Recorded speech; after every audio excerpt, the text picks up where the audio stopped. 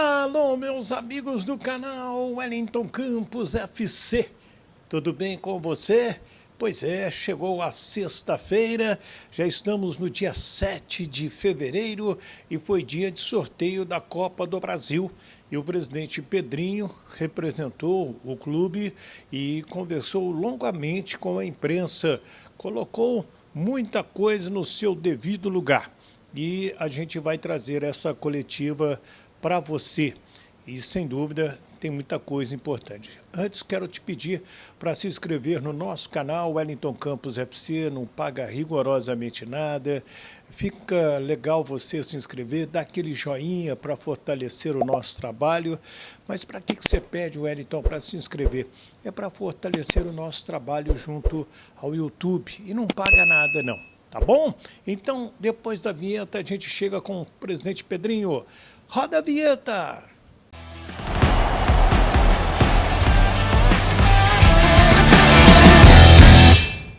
Vamos então já de imediato trazer o Pedrinho, porque o Vasco vai pegar o União Rondonópolis, né?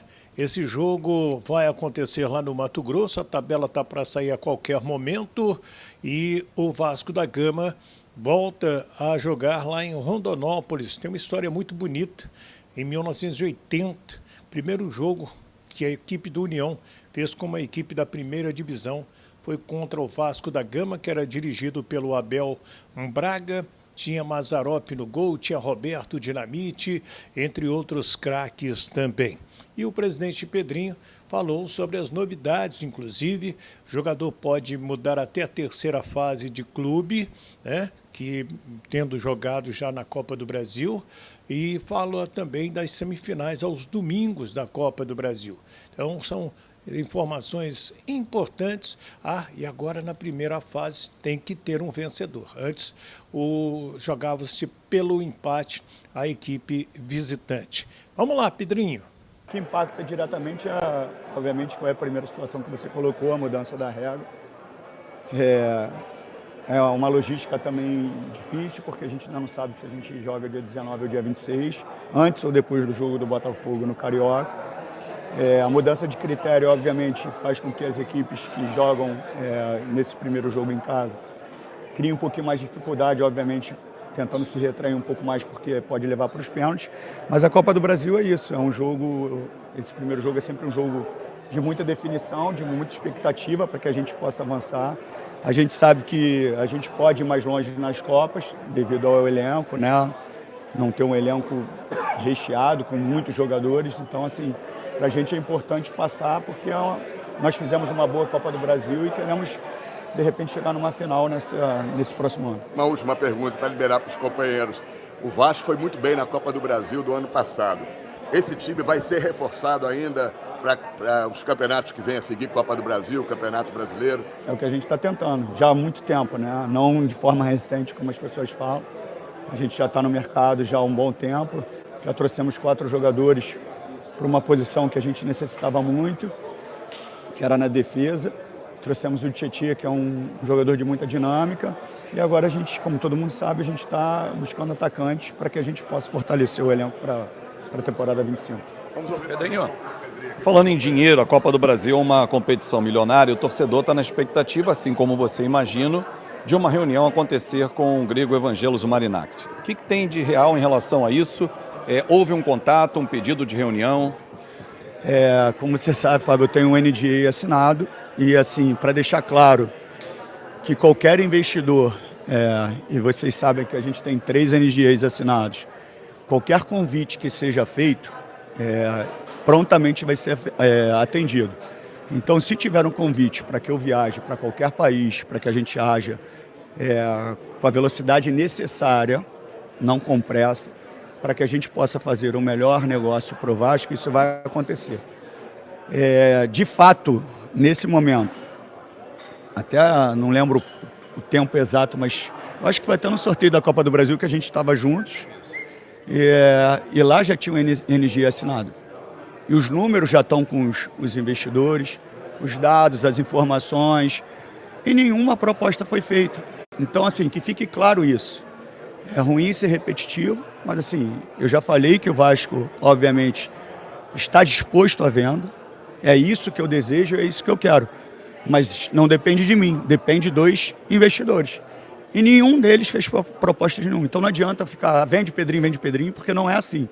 Primeiro eu tenho uma responsabilidade enorme para encontrar uma empresa correta para que não haja o que aconteceu. E segundo, que eu tenho que receber uma proposta. E receber uma proposta não depende de mim, depende do investidor. Mas que fique claro que quando o convite acontecer para que eu viaje para qualquer país do mundo, com prazo hábil, obviamente, de eu conseguir fazer a logística, isso será feito. Enquanto o Pedrinho continua com a sua entrevista coletiva aqui com os companheiros, o Vasco é um atacante. E a gente toda hora ouve alguns nomes surgirem, tá avançado, e esse nome acaba não se concluindo. E o nome da vez é o Eric. De fato, tem proposta por Eric? Tem proposta por ele? Assim, eu não vou ficar falando os nomes, porque eu já disse algumas vezes que para a gente divulgar um nome e entra numa briga no mercado, a gente leva uma desvantagem.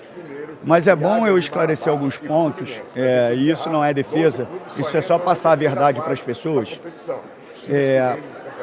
Muitas pessoas falam o que é confortável para o ouvido dos torcedores. Quando o torcedor está no auge da emoção, ainda mais depois de uma derrota ou de algum ponto positivo, tudo que é de raiva é o que o torcedor quer assimilar. E são isso que muitas pessoas passam para a torcida naquele momento. Porque muitas pessoas que falam sobre o Vasco, elas querem, na realidade, ter uma repercussão através da torcida do Vasco. Então, para ficar claro e pontuar sobre o Bruma, que era um jogador que ninguém conhecia, garanto que muitos que falaram do Bruma nem sabiam que era o Bruma. E a gente tentou trabalhar de forma sigilosa. E a gente conseguiu isso. Então, assim, as pessoas acharam que a gente estava negociando com o Bruma naquela semana que o negócio deu errado. Não, o negócio do Bruma já está há muito tempo. Só que, se o meu CEO diz que eu tenho um orçamento de 5 milhões de dólares para o ano, sabendo que eu tenho mais uma janela, eu tenho que criar um mecanismo financeiro para conseguir contratar jogadores. Quando eu quero um jogador de uma prateleira acima, como é o Bruma, que era um jogador de 7 milhões de euros, a gente tem que cair numa lógica financeira. Se eu tenho 5 de dólares para investir e o jogador vale 7, 8 de euros, teoricamente eu não tenho dinheiro para pagar à vista e descumprir um orçamento me passado pelo CEO. O que a gente começa a fazer? Vamos negociar, porque a gente quer um jogador de prateleira superior. Nisso eu ofereço, estou dando um exemplo, tá? Não foi exatamente essa conta, eu ofereço 2 milhões de dólares no primeiro ano, 1 milhão de dólares no segundo, e assim vai. Para quê? Para que se eu dou 2 milhões de dólares nesse ano, eu ainda tenho mais 3 para gastar. Obviamente, se o clube lá quer 7, existe um contraponto, existe uma negociação, e assim começam as conversas. Então não é simples que as pessoas acham, você tem 7 milhões, tem 5 milhões, pega lá e dá 5 milhões. Não é assim. Então eu levo uma desvantagem na negociação. É muito fácil para eu me proteger e ser responsável. Se eu quiser me proteger, eu vou lá e pago, e finjo que pago a inicial, não pago mais nada e vamos tocando o barco e fica devendo como foi feito a vida inteira. Eu já falei que eu não vou fazer isso. Dói no meu ouvido muito mais do que no ouvido do torcedor, porque é o meu CPF que está aqui. Então, assim, eu vou ser responsável com o clube. Nós fomos agressivos, ninguém fica no sofá, como as pessoas falam, tinha que ter ido lá. A gente tem que ir no atleta quando existe qualquer tipo de dúvida do atleta. Não tinha dúvida nenhuma, eu tenho um papel timbrado do Braga, eu tenho um contrato enviado para o atleta com todos os pedidos que foi feito e chegou lá para ele assinar. Quando chegou num período, o empresário parou de responder. Eu comecei a ir muito mais forte no empresário, querendo uma resposta. Quando deu na cabeça dele, ele resolveu me ligar para falar que tinha entrado no circuito Benfica, que era a última janela não minha, não era o último dia da janela minha, era o último dia da janela de Portugal, que através da lesão do Di Maria, o Benfica foi lá e foi em cima. E o jogador, na lei portuguesa, tem que estar no local ainda para assinar. Então, assim, é muita coisa que se fala que não é verdadeira. E a gente precisa entender o que é político, o que causa o caos e o que não é. A necessidade por um atacante, ela é clara e óbvia, a gente já está no mercado há muito tempo. Só que a gente tenta a primeira prateleira nas nossas condições. Não é prateleira para os outros clubes que têm muito mais dinheiro. É a primeira prateleira que a gente pode. E a primeira prateleira que a gente pode, existe um desgaste de negociação. E aí, às vezes, as coisas não acontecem. Foi uma escolha do Bruma.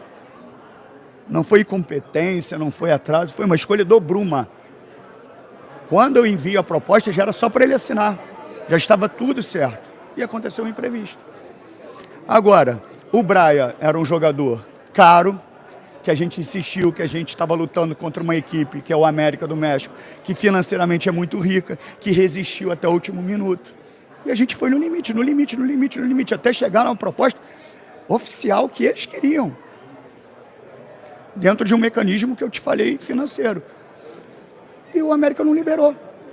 E a gente tem outras negociações de forma paralela, que a gente também não divulga, mas que é brigado no mercado por outros, assim, que faz parte. Agora, só para exemplificar, um jogador que a gente procurou, que saiu na mídia, foi criticado duramente. Mas o Palmeiras procurou o mesmo jogador. Por que serve para um time que é milionário e não serve para a gente? Então, assim, a gente tem que ter muita calma nas avaliações. Eu não estou brincando com o Vasco, eu estou trabalhando duro. Tá? Então, assim, eu já falo algumas vezes que as pessoas têm que ter, por mais que haja emoção, tem que ter discernimento para fazer uma avaliação do momento. Lá atrás, numa das últimas coletivas com vocês, eu falei, quando começar o Carioca, todo mundo vai cobrar pelo título. Mas a gente está começando o campeonato de forma muito antecipada. Eu preciso dar um mês de férias para os jogadores. Eu vou jogar com o Sub-20. Eu tiro o Sub-20 da Taça São Paulo. Depois eu vou entrar com o time titular. Os jogadores vão estar com a perna pesada. Porque eles estão no meio de uma pré-temporada. O rendimento pode não ser bom, mas ninguém vai querer saber disso. O torcedor quer o título. Só que isso tudo vai ficando esquecido, mas eu falei lá atrás. Então, assim, é um início de temporada. A gente quer fechar a janela com 2 ou 3 contratações no ataque. Não quer dizer que nós começamos agora. Isso é uma mentira que causa um caos para me afetar diretamente.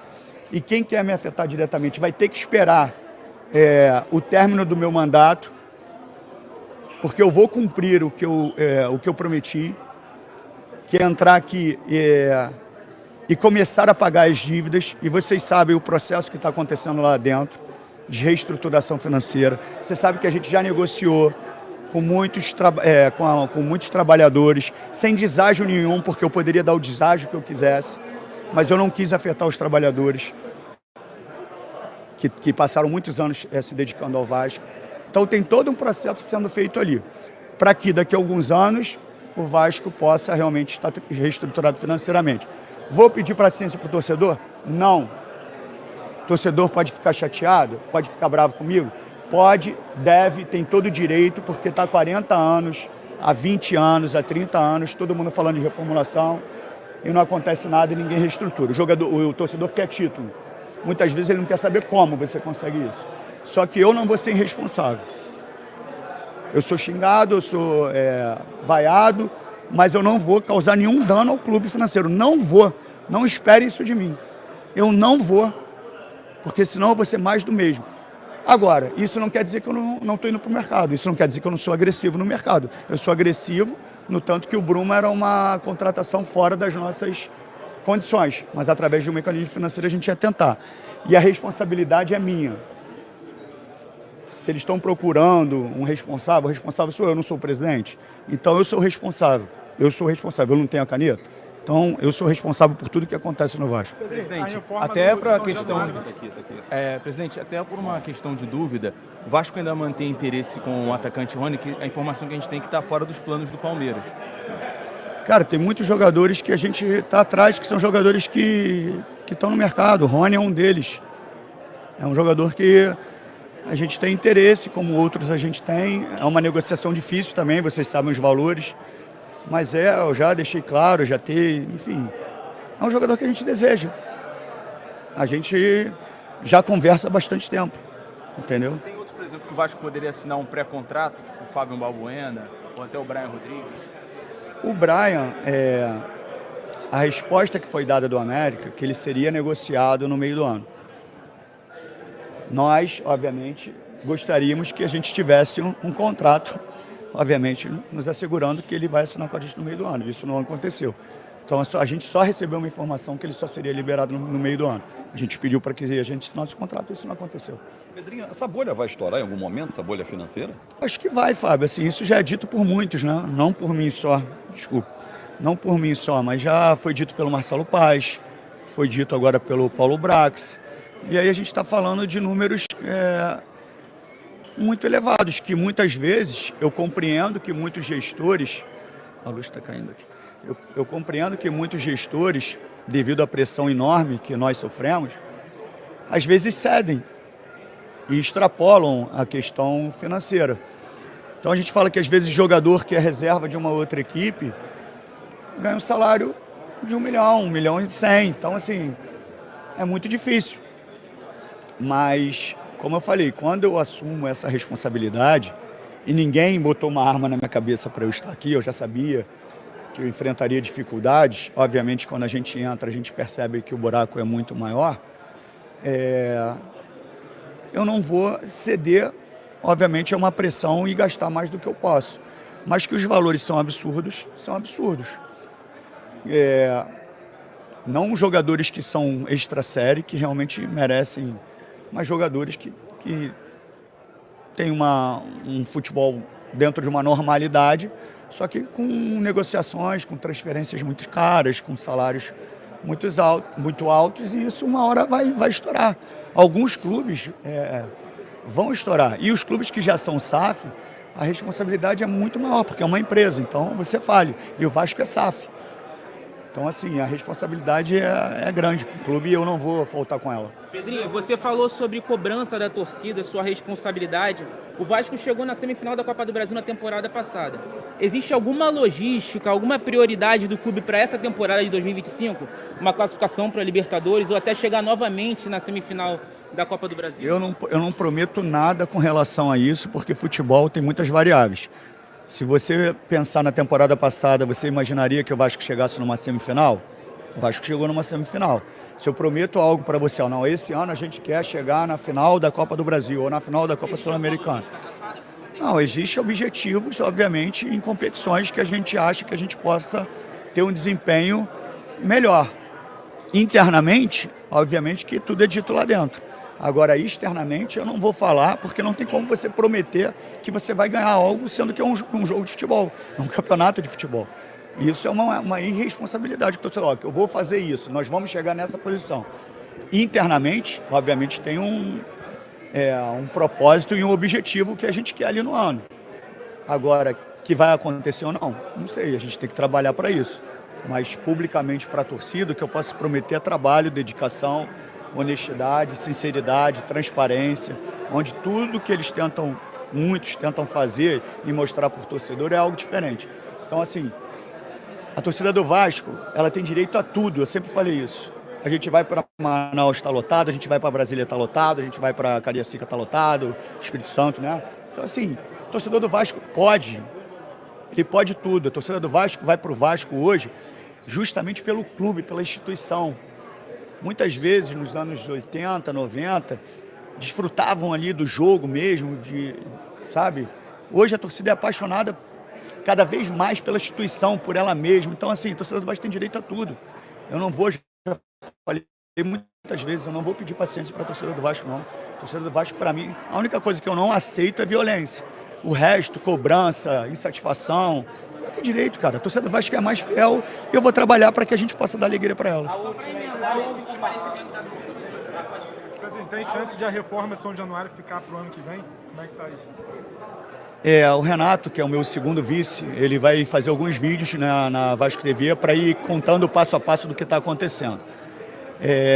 Se acontecer a venda, que a gente tenha uma receita para iniciar a obra esse ano, é uma coisa que eu vou querer dividir com a torcida, porque eu não sei quando isso pode acontecer, mas um exemplo, se a gente consegue uma receita, uma venda até o meio do ano, eu quero saber do torcedor se ele prefere que eu faça a obra no meio do ano ou se eu deixe a obra para o próximo ano. Estou dando um exemplo, tá? Não tem nada programado para o meio do ano não, só estou falando. Então, assim, dependendo da hora que aconteça essa venda do potencial construtivo, em que momento do ano isso aconteça, é obviamente que eu vou dividir com o torcedor para que a gente tome a melhor torcida. Então, presidente Pedrinho, quero que você comente aí né? Deixe o seu nome, o nome da sua cidade, o que você achou da coletiva. Está falando de reforços, está falando de SAF, está falando de Copa do Brasil, de outros assuntos pertinentes ao Vasco da Gama. Então, você vai comentar, é importante. Deixe o seu nome da sua cidade também, para a gente mandar aquele abraço para você no próximo vídeo, tá? E se inscreva aqui, ó, Wellington Campos FC, paga nada não. Dá aquele joinha para fortalecer o nosso trabalho, é importantíssimo o seu joinha e você vai ajudar demais a gente a continuar fazendo vídeos por aqui. Me dá uma força aí? Então, fiquem com Deus, bom final de semana do Rio de Janeiro, Wellington Campos.